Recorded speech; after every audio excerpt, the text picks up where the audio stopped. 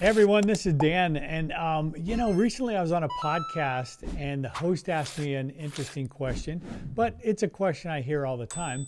What's the best way to plan for retirement? Well, it's actually an easy answer, maybe not so easy to get there, but the answer is get wealthy, get rich, build more passive tax advantaged income than you'll ever need, and then you can retire whenever you like. Sounds great, right?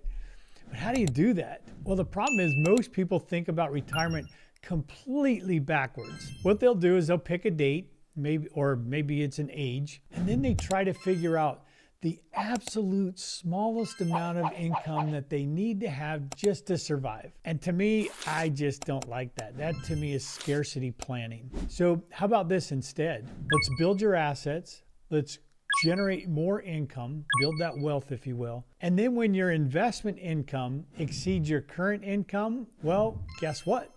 You're financially free and you can decide whether you want to keep working or even have a job. When you look at some of the really wealthy people, Warren Buffett, Elon Musk, Kiyosaki, they don't work because they have to. They work because they want to. They love it.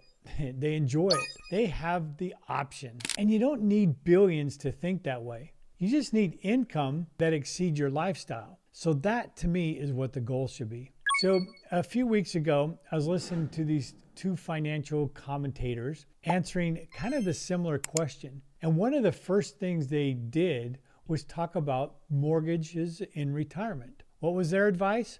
Make sure your house is paid off before you retire. And I remember thinking, oh my gosh, why? Why would that matter if you have more than enough income? You see, that advice only makes sense if your income is going to be very limited. But even still, way too many people have as much as a third or more of their net worth, their entire net worth, is tied up into their home. Now, that advice only makes sense if your income is limited. And even still, way too many people have a third or more of their net worth tied up in a home. And guess what?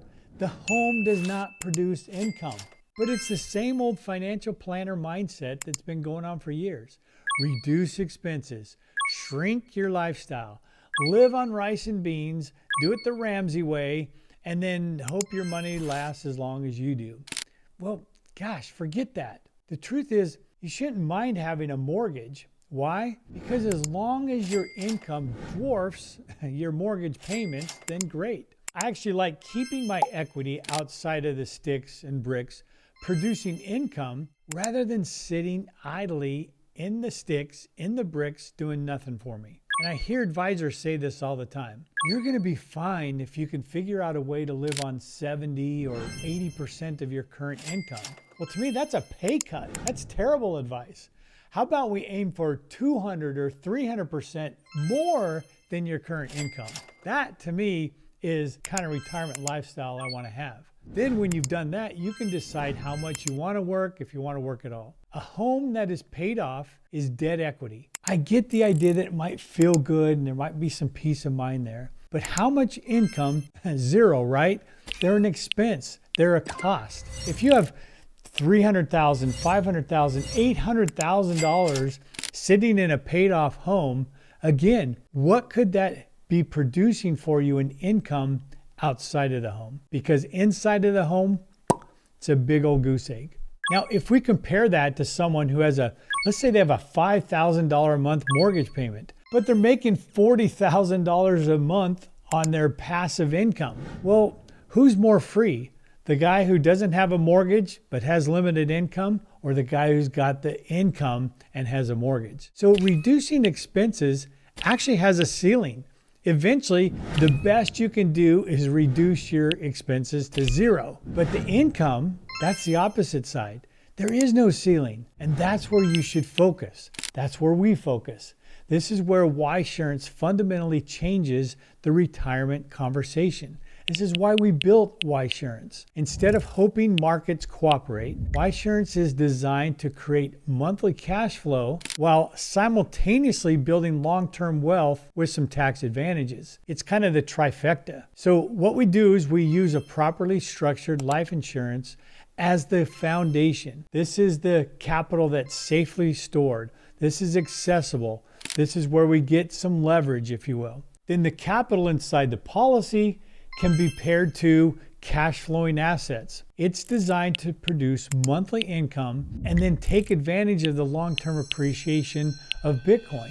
Ysurance is engineered to do both, to give you monthly income that you can rely on. This is how institutions operate. You know, I talk to people all over the country who always say to me, when I retire, I'll only need, $50,000 or $80,000 a year to live on. That mindset is a problem. Why aim for barely enough when you could aim for abundance? I think about the couple that's hoping to retire in a couple years.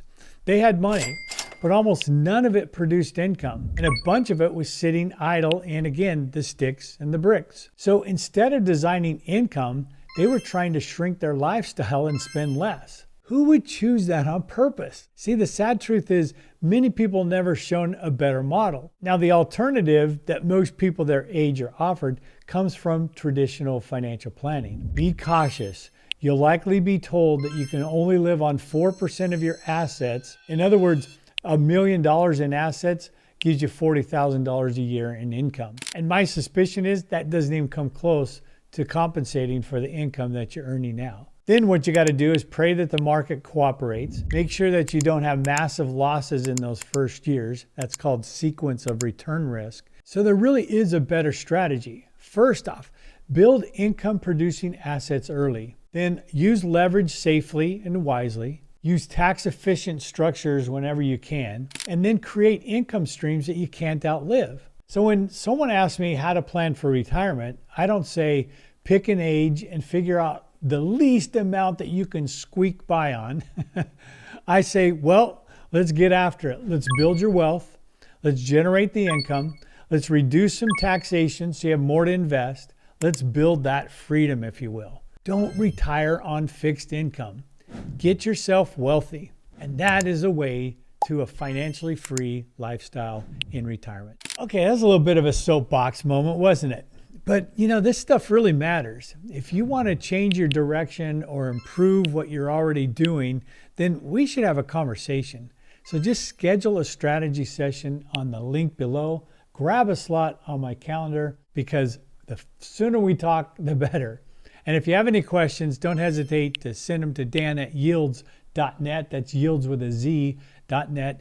And until next time, take care.